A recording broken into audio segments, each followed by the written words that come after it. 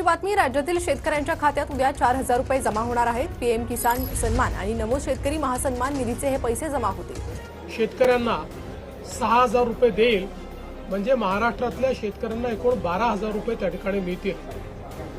आपल्याला कल्पना आहे की या संदर्भात दर 4 महिन्यांनी आपण 2,000 रुपये त्या ठिकाणी त्यांच्या खात्यामध्ये देतो, 2,000 केंद्र सरकार देते, असं 3 हप्त्यांमध्ये आपण हे पैसे देत असतो।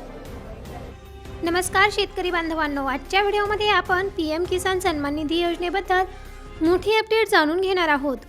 आतापर्यंत शेतकऱ्यांना किती हप्ते मिळाले आहेत, किती पैसे त्यांना जमा झालेले आहेत आणि ज्या शेतकऱ्यांच्या खात्यामध्ये अजून हप्ता आलेला नाही त्यांनी काय करायचे आहे याबद्दल सविस्तर माहिती आपण आज बघणार आहोत। मित्रांनो, पीएम किसान सन्मान निधी योजना ही केंद्र सरकारची महत्त्वाची योजना आहे। या योजनेअंतर्गत पात्र शेतकऱ्यांना दरवर्षी 6,000 रुपये आर्थिक मदत दिली जात असते। ही रक्कम 3 टप्प्यामध्ये म्हणजे प्रत्येकी 2,000 रुपयांच्या हप्त्याने थेट शेतकऱ्यांच्या बँक खात्यामध्ये जमा केली जात असते। आतापर्यंत किती हप्ते आलेले आहेत? मित्रांनो, आतापर्यंत पीएम किसान योजनेचे 19 हप्ते शेतकऱ्यांच्या खात्यामध्ये जमा करण्यात आलेले आहेत।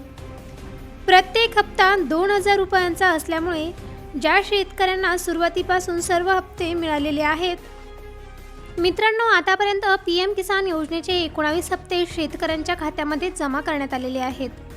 प्रत्येक हप्ता 2,000 रुपयांचा असल्यामुळे ज्या शेतकऱ्यांना सुरुवातीपासून सर्व हप्ते मिळाले आहेत त्यांना आतापर्यंत एकूण 38,000 रुपये मिळालेले असतील। आता देशभरातील लाखो शेतकरी 20व्या हप्त्याची प्रतीक्षा करत आहेत।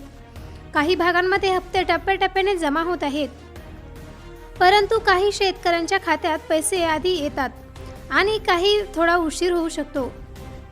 त्यामुळे काही शेतकऱ्यांच्या खात्यामध्ये पैसे लवकर येतात आणि काही शेतकऱ्यांच्या खात्यामध्ये पैसे येण्यास विलंब होतो, तर काही शेतकऱ्यांचे हप्ते अडकतात। ते हप्ते का अडकतात?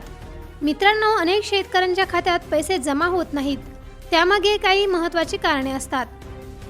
ती कारणे आपण बघूयात। ई-केवायसी पूर्ण नसणे, आधार कार्ड बँक खात्याशी लिंक नसणे, बँक खाते बंद किंवा निष्क्रिय असणे, खाते क्रमांक चुकीचा असणे, नावामध्ये स्पेलिंग चुकीची असणे, जमीन नोंदणी अपडेट नसणे, तसेच NPCI सीडिंग समस्या असणे। या कारणांमुळे हप्ता अडकू शकतो। हप्ता न आल्यास काय करावे? जर तुमच्या खात्यामध्ये पीएम किसान योजनेचा हप्ता जमा नसेल तर घाबरू नका। आपण काही महत्त्वाच्या वेबसाईटवर जाऊन प्रत्येक गोष्ट चेक करू शकतो। सर्वप्रथम पीएम किसानच्या अधिकृत वेबसाईटवर जाऊन बेनिफिशियरी स्टेटस चेक करा। तुमचा मोबाईल नंबर किंवा रजिस्ट्रेशन नंबर टाकून हप्त्याची माहिती पाहता येते। त्यानंतर ई-केवायसी पूर्ण करा। आधार कार्ड बँकेशी लिंक आहे का ते चेक करा। बँक खाते सक्रिय आहे का हे सुद्धा चेक करा। खाते क्रमांक आणि IFSC कोड तपासा। गावातील CSC सेंटर किंवा तलाठी कार्यालयाशी संपर्क साधा। NPCI लिंकिंग तपासून घ्या। जर सर्व माहिती बरोबर असूनही पैसे आले नाही तर पीएम किसान हेल्पलाईनवर संपर्क करू शकता। महत्त्वाची सूचना म्हणजे मित्रांनो, कोणत्याही बनावट वेबसाईट किंवा फोन कॉलपासून सावध राहा। पीएम किसान योजनेसाठी कोणालाही पैसे देऊ नका।